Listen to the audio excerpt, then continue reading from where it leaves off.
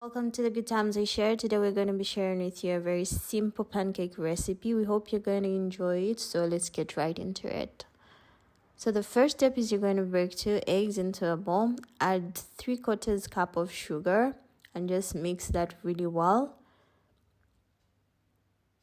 After that's all mixed, you're going to add in 1/2 cup of milk and blend it as well. Blend it very well with everything else. Then you're going to add in 2 tablespoons of cooking oil. Mix that up as well.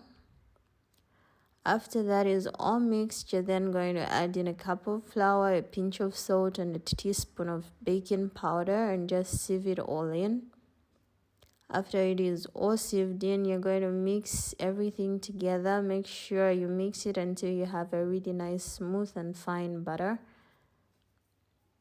So when this is done, your mixture is ready. You're then going to prepare your pan, add in a bit of oil just to grease it, or you can use butter. When the pan is hot, you're going to pour in just an enough amount of that butter that you had mixed for the pancakes. In the cooking process, when you start noticing these bubbles forming, then you know the bottom is getting ready to be turned.